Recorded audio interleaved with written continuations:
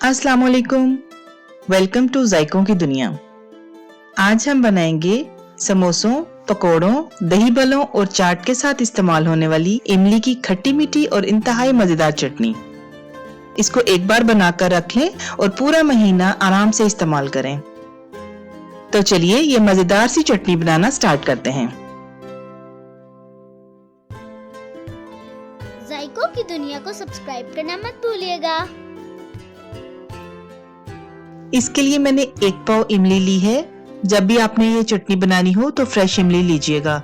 ये इमली का कलर आप देख सकते हैं कि सुर्खी माइल है। अगर ये ब्लैक कलर हो या डार्क हो तो वो पुरानी इमली है, वो आपने यूज नहीं करनी। इसको एक बार पानी से धो लिया है। अब हम इसमें 2 कप उबलता हुआ गर्म पानी डालेंगे और इसको कवर करके 1 घंटे के लिए रख देंगे। इस दौरान हम कुछ मसाले ड्राई रोस्ट कर लेंगे। तो इसके लिए एक पैन में हम 1/2 टीस्पून साबुत काली मिर्च, 3/4 टीस्पून सौंफ और 1 टीस्पून सफेद जीरा डालेंगे। इनको हम हल्की आंच पर 30 से 40 सेकंड्स के लिए ड्राई रोस्ट कर लेंगे। इस दौरान चम्मच को चलाते रहेंगे, फ्लेम को तेज नहीं करना वरना ये स्पाइसेस जल जाएंगे। 30 से 40 सेकंड्स इनको ड्राई रोस्ट करने के बाद अच्छी सी खुशबू आ गई है। अब हम फ्लेम को ऑफ करते हैं और इनको ठंडा होने देते हैं। ठंडा होने के बाद हम इनको दरदरा सा पीस लेंगे। इमली को भिगोए हुए 1 घंटा हो चुका है। अब हम इसका पल्प निकाल लेते हैं। एक स्ट्रेनर में हम इमली को डाल लेंगे। इसको 2 से 3 मिनट के लिए अच्छी तरह हम मसलेंगे ताकि इसका पल्प अच्छे से निकल आए। ये देखिए पल्प निकल चुका है। अब हम इसमें 1 कप मजीद पानी ऐड करेंगे। इसको फिर से अच्छी तरह मसलेंगे ताकि बाकी का पल्प भी निकल जाए। इमली का सारा पल्प निकल गया है। तो अब हम नेक्स्ट प्रोसेस की तरफ चलते हैं।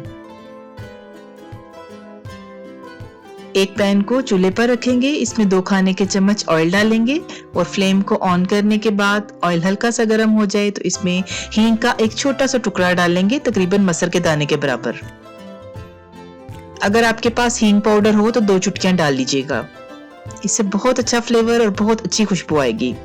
इसको हम हल्की आंच पर थोड़ा सा भून लेंगे, बस 10-15 सेकेंड्स के लिए कि इसकी अच्छी सी खुशबू आ जाए।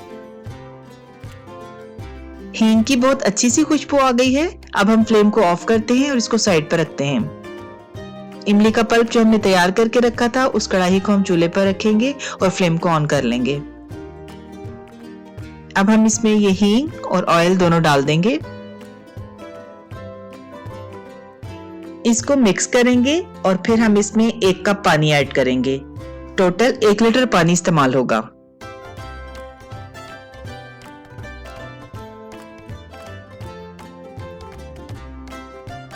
इमली के पल्प को पकते हुए 2 मिनट हो गए हैं। फ्लेम हमारा मीडियम है। अब हम इसमें 200 ग्राम शक्कर ऐड करेंगे। इसको मिक्स करेंगे। अगर आप चाहें तो शक्कर की जगह गुड़ का इस्तेमाल भी कर सकते हैं। इसके साथ हम इसमें 100 ग्राम चीनी ऐड करेंगे। इसको भी मिक्स कर लेंगे। अगर आप चीनी का इस्तेमाल ना करना चाहें तो गुड़ या शक्कर की मिकदार को 300 ग्राम कर लीजिएगा। इसको चम्मच चलाकर मिक्स करते जाएंगे। पल्प को पकते हुए 5 मिनट हो गए हैं और आप ये देखिए कि इसके इर्द गिर्द झाग बनना शुरू हो गई है। हम इसको इतनी देर पकाएंगे कि ये झाग मुकम्मल तौर पर खत्म हो जाए। बीच बीच में हम इस दौरान चम्मच चलाते रहेंगे।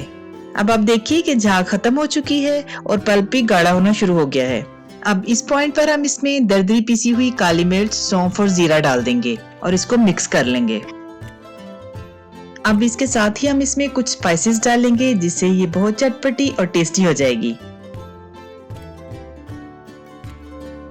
यह है अदरक का पाउडर 1/2 टीस्पून, काला नमक 1/2 टीस्पून, रेगुलर नमक 1/2 टीस्पून, चिली फ्लेक्स 1 टीस्पून, सुर्ख मिर्च का पाउडर 1 टीस्पून और कश्मीरी लाल मिर्च 1/2 टीस्पून। कश्मीरी लाल मिर्च ऑप्शनल है, अगर आपके पास ना हो तो स्किप कर सकते हैं। और कलर के लिए रेड फूड कलर डाल सकते हैं। रेड फूड कलर 1 चुटकी डाल लीजिएगा। इन सब स्पाइसेस को हम पल्प में डाल देंगे और अच्छे से मिक्स कर लेंगे।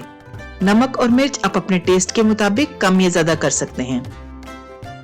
इसको मिक्स करते जाएंगे। आप ये देखिए कि चटनी गाढ़ी हो रही है और ये बबल्स बबल्स बन रहे हैं। अब हम इसको परफेक्ट कंसिस्टेंसी होने तक पकने देंगे।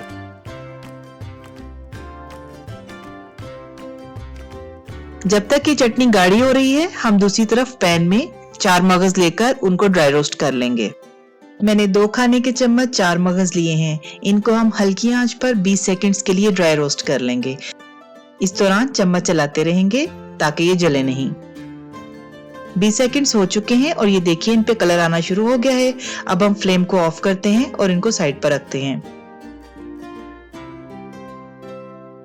चटनी भी गाढ़ी हो गई है। इसकी निशानी ये है कि आप देखें कि इसमें शाइन भी आ गई है। अब हम इसमें ये रोस्ट किए हुए 4 मगज डाल देंगे।